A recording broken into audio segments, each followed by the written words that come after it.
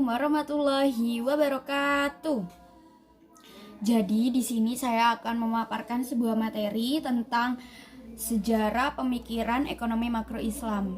Tapi nih, pertama-tama perkenalkan, nama saya Isfani Rahmasari, NIM 21105020019. Jadi langsung saja ya. Saya mau menjelaskan tentang urgensi mempelajari sejarah pemikiran ekonomi Islam. Dengan mempelajari sejarah pemikiran ekonomi Islam, diharapkan dapat ditemukan kembali berbagai hasanah ilmu pengetahuan Islam, khususnya ekonomi Islam di masa kejayaan dunia Islam. Sejarah pemikiran ekonomi Islam dapat menjadi jembatan yang menghubungkan masa lalu dengan masa kini dalam mempersiapkan masa depan yang mencakup perkembangan pemikiran ekonomi Muslim sejak kemunculan Islam sampai ekonomi menjadi disiplin ilmu tersendiri. Jadi, kepedulian tentang masalah ekonomi mendahului perkembangan alat analisis yang terkait dengan ekonomi itu sendiri, dan hal ini terbukti dalam tulisan para ulama fikih masa awal. Mempelajari tentang sejarah pemikiran ekonomi Islam berarti juga mempelajari kontribusi para cendekiawan Muslim dan kiprahnya dalam perkembangan ekonomi Islam. Ekonomi Islam sebagai bagian dari kajian tentang fikih muamalah bersifat fleksibel dan tidak statis. Pemikiran ekonomi Islam berkembang seiring dengan perkembangan zaman. Jadi pemikiran ekonomi Islam itu mengikuti zaman, dari zaman masa lalu mengikuti zaman masa kini.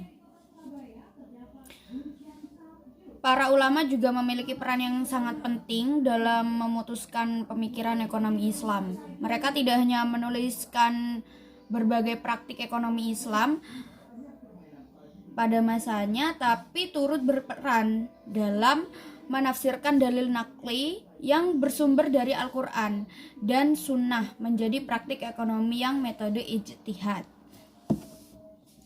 Ajaran Al-Quran tentang masalah ekonomi bersifat spesifik dan jumlahnya sedikit. Al-Quran sebagian besar memberikan prinsip dan menekankan pada penggunaan logika.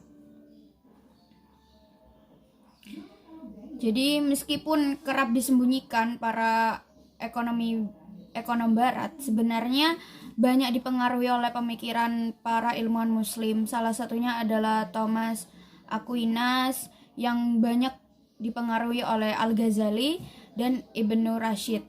Begitu pula dengan Adam Smith dan para tokoh klasik lainnya. Jadi gimana? Kalian sudah paham belum tentang urgensi sejarah pemikiran ekonomi Islam? Semoga paham ya. Dan materi selanjutnya yaitu tentang pemikiran ekonomi Islam masa Rasulullah. Kehidupan Rasulullah dan masyarakat Muslim di masa beliau adalah teladan yang paling baik implementasi Islam, termasuk dalam bidang ekonomi. Pada periode Mekah, masyarakat Muslim belum sempat membangun perekonomian, sebab pada masa itu penuh dengan perjuangan yang mempertahankan diri dari intimidasi dari orang-orang Quraisy. Barulah pada periode Madinah, Rasulullah memimpin sendiri membangun masyarakat Madinah sehingga menjadi masyarakat sejahtera dan beradab. Meskipun perekonomian pada masa beliau relatif masih sederhana, tetapi beliau telah menunjukkan prinsip-prinsip yang mendasar bagi pengelolaan ekonomi. Jadi beberapa pemikiran ekonomi Islam yang disadur ilmuwan barat antara lain teori invisible hands yang berasal dari Nabi Muhammad SAW dan sangat populer di kalangan ulama. Teori ini berasal dari hadis Nabi Shallallahu Alaihi Wasallam sebagaimana disampaikan oleh Anas radhiyallahu anhu sehubungan dengan adanya kenaikan harga-harga barang di kota Madinah. Dalam hadis tersebut diriwayatkan sebagai berikut. Harga melambung pada zaman Rasulullah SAW. Orang-orang ketika itu mengajukan saran kepada Rasulullah dengan berkata, "Ya Rasulullah, hendaklah engkau menentukan harga." Rasulullah SAW bersabda, "Sesungguhnya Allah lah yang menentukan harga, yang menahan dan melapangkan dan memberi rezeki. Sangat aku harapkan bahwa kelak aku menemui Allah dalam keadaan tidak seorang pun dari kamu menuntutku tentang kezaliman dalam darah maupun harta." Dalam hadis ini terlihat dengan jelas bahwa Islam jauh lebih dahulu, lebih 1160 tahun, mengajarkan konsep invisible hands atau mekanisme pasar pada Adam Smith. Inilah yang mendasari teori ekonomi Islam mengenai harga. Rasulullah SAW dalam hadis tersebut tidak menentukan harga. Ini menunjukkan bahwa ketentuan harga itu didasarkan kepada mekanisme pasar yang alamiah impersonal. Karakter umum pada perekonomian pada masa ini adalah komitmen yang tinggi terhadap etika dan norma, serta perhatiannya yang besar terhadap keadilan dan etis dalam bingkai syariah Islam. Sementara sumber daya ekonomi tidak boleh memupuk pada segelintir orang, melainkan harus beredar bagi kesejahteraan pada seluruh umat.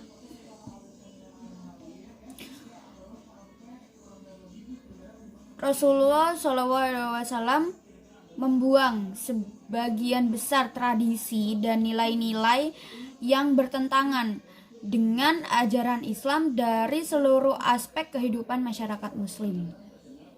Jadi itu yang bisa saya jelaskan dari pemikiran ekonomi Islam pada masa Rasulullah. Selanjutnya nih ya, materi selanjutnya yaitu pemikiran ekonomi Islam masa Khulafaur Rasyidin. Yang pertama ada Abu Bakar Asy-Syiddiq. Beliau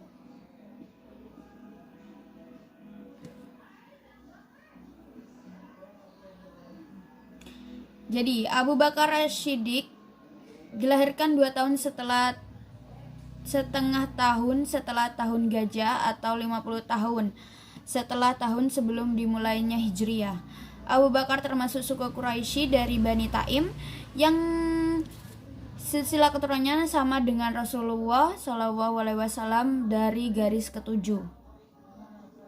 Setelah wafatnya Rasulullah SAW, Abu Bakar Asy-Syiddiq yang memiliki nama lengkap Abdullah bin Abu Quhafah Al-Tamimi terpilih sebagai khalifah Islam yang pertama. Jadi Abu Bakar Asy-Syiddiq merupakan pemimpin agama sekaligus kepala negara kaum muslimin.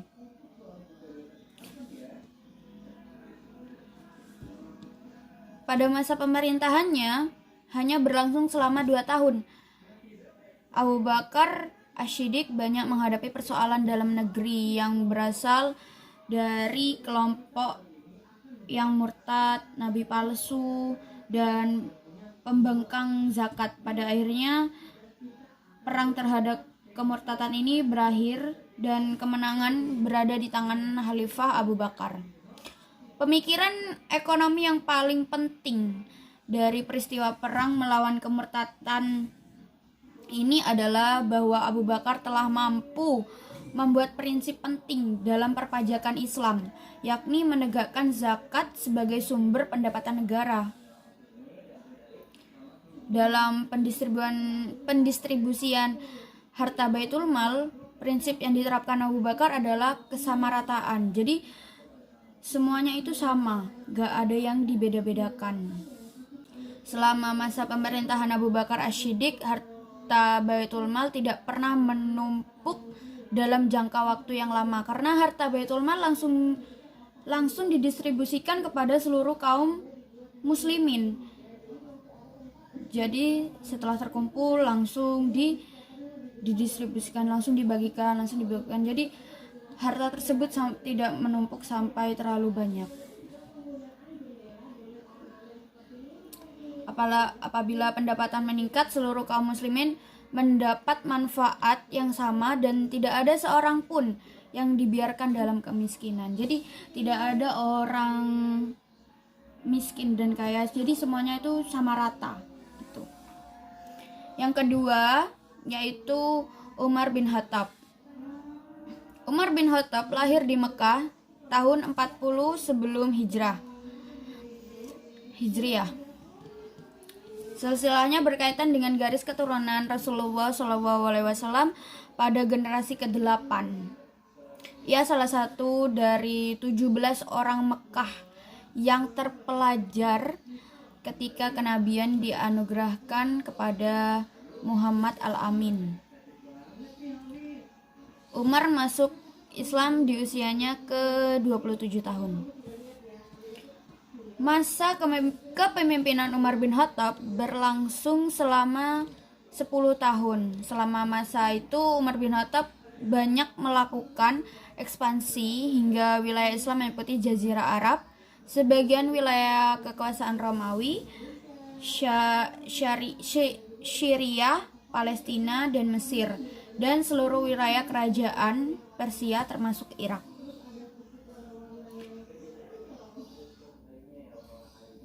Selama 10 tahun masa kepemimpinan, banyak kemajuan yang dialami umat Islam. Dapat dikatakan pemerintahan Umar merupakan abad keemasan dalam sejarah Islam. Prinsip yang diterapkan Khalifah Umar bin Khattab dalam mendistribusikan harta Baitul Mal adalah prinsip keutamaan. Jadi Umar bin Khattab ini melanjutkan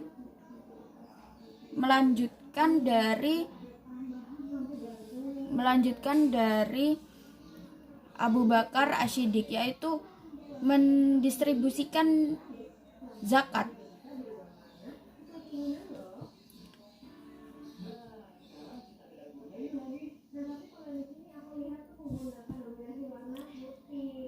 Jadi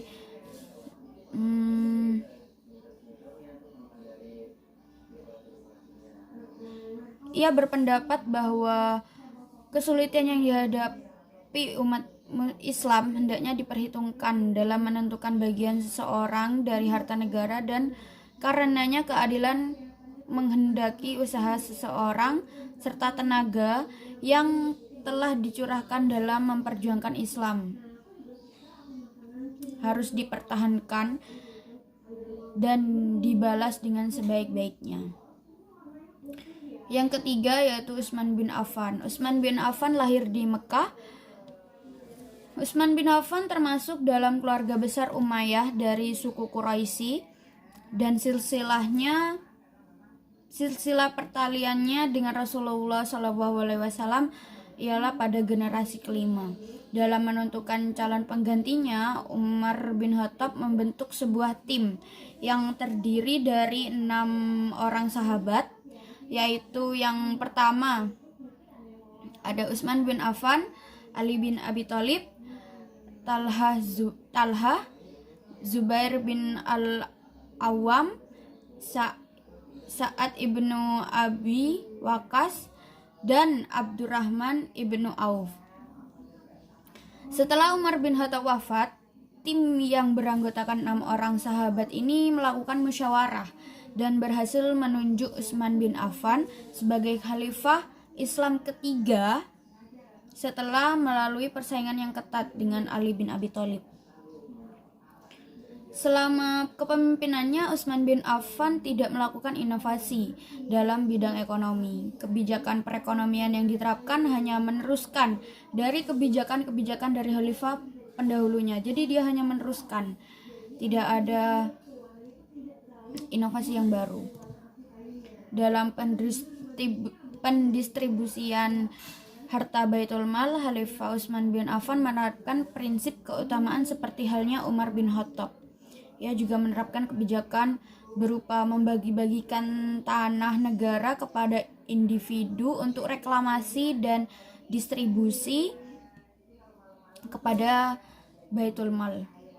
Utsman bin Affan membawa banyak keberhasilan dalam masa awal pemerintahannya. Namun dalam masa 6 tahun terakhir kepemimpinannya justru membawa banyak kekecewaan bagi kaum muslimin. Sebaliknya juga justru banyak membawa keberuntungan bagi semua keluarga yang banyak terjadi pejabat yang korupsi.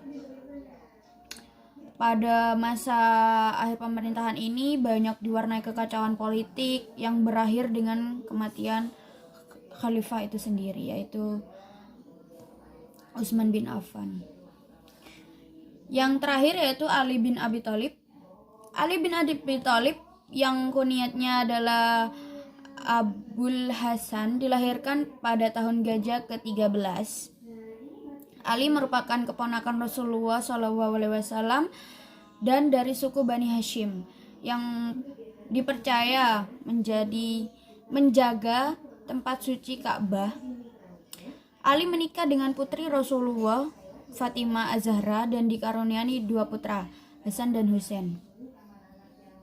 Setelah diangkat menjadi khalifah Islam keempat oleh segenap kaum muslimin, Ali bin Abi Thalib mengambil beberapa tingkah atau tindakan secara langsung, seperti memperhatikan para pejabat yang korup. Jadi pada masa Utsman bin Affan, orang keberuntungan itu milik orang yang korup. Tetapi pada masa Ali bin Abi Thalib, para pejabat yang korup itu diberhentikan, membuka kembali lahan perkebunan yang sebelumnya telah diberikan kepada orang-orang kesayangan Utsman, dan mendistribusikan pendapatan pajak tahunan sesuai dengan ketentuan yang telah ditetapkan Umar bin Khattab. Jadi pada pemerintahan Ali bin Abi Thalib ini kembali lagi kepada perekonomian awal-awal khalifah. Ali berkuasa selama 5 tahun. Sejak awal dia selalu mendapatkan perlawanan dari kelompok yang bermusuhan dengannya. Pemberontakan kaum Khawarij dan peperangan berkepanjangan dengan Muawiyah yang memproklamirkan dirinya sebagai penguasa yang independen di daerah Syria dan kemudian Mesir.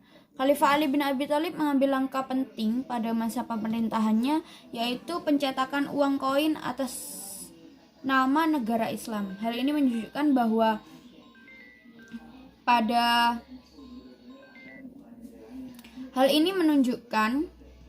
bahwa pada masa pemerintahan tersebut kaum muslimin telah menguasai teknologi peleburan besi dan pencetakan koin. Namun uang yang dicetak oleh kaum muslimin itu tidak dapat beredar dengan luas karena pemerintahan Ali bin Abi Thalib berjalan sangat singkat seiring dengan terbunuhnya sang khalifah pada tahun ke-6 pemerintahannya. Pemerintahan Ali berakhir dengan terbunuhnya beliau di tangan Ibnu Muljam dari kelompok Khawarij. Jadi gimana? Apakah kalian sudah memahami materi dari sejarah pemikiran ekonomi Islam masa Khulafaur Rasyidin? Tapi ada satu materi lagi yang terakhir, yaitu tentang sejarah pemikiran ekonomi Islam di Indonesia. Jadi sejarah pemikiran ekonomi Islam di Indonesia telah ada atau telah muncul sejak awal abad ke-20 ketika Haji Samanhudi mendirikan Syarikat Dagang Islam atau SDI. Pendirian SDI ini mengisyaratkan keinginan umat Islam merealisasikan ajaran ekonomi menurut Islam dan sekaligus menentang kebijakan ekonomi yang dikembangkan oleh kolonialisme Belanda dan kompetisi perdagangan Cina. Jadi kan dulu itu kita dijajah, Indonesia itu dijajah oleh Belanda dan perdagangan Cina. Pemikiran ekonomi Islam memiliki corak pemikirannya yang khas pada zaman yang berbeda. Hal ini disebabkan oleh suasana zaman ketika pemikiran dilontarkan. Pemikiran ekonomi Islam di masa pra-kemerdekaan dan masa Orde Lama memiliki corak yang berbeda dengan pemikiran Islam yang muncul pada masa Orde Baru. Jadi setiap masa itu berbeda. Demikian juga pemikiran ekonomi Islam yang muncul pada masa Orde Baru berbeda dengan pemikiran ekonomi Islam yang muncul pasca Orde Baru. Berakhir di zaman pra-kemerdekaan dan Orde Lama, pemikiran ekonomi Islam di Indonesia lebih dekat kepada ideologi kiri hingga muncul istilah sosialisme religius. Suatu istilah yang dipakai oleh Hos Cokro Aminoto dan Syafruddin Prawinegara. Untuk mempertemukan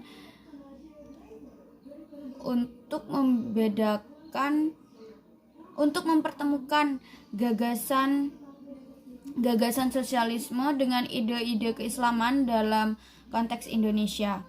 Sementara itu pada masa Orde Baru bermunculan pemikiran-pemikiran tandingan atau counter ideas. Terdapat pemikiran Orde Lama dalam pandangan pendukung Orde Baru. Orientasi pemikiran sosial politik Orde Lama dianggap bersifat ideologis dan politis. Saat ini kondisinya berbeda. Perkembangan gagasan atau pemikiran ekonomi Islam sudah menapaki tahap diskurs karena telah memasuki tahap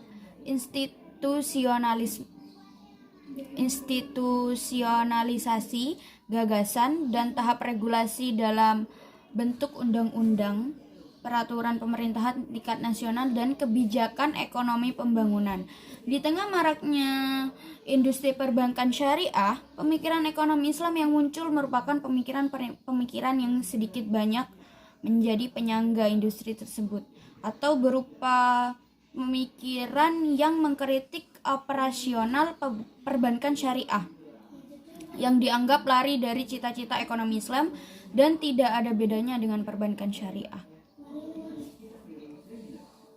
Jadi kesimpulan dari materi yang saya paparkan yaitu dalam mempelajari sejarah pemikiran ekonomi Islam diharapkan dapat ditemukan kembali berbagai hasanah ilmu pengetahuan Islam.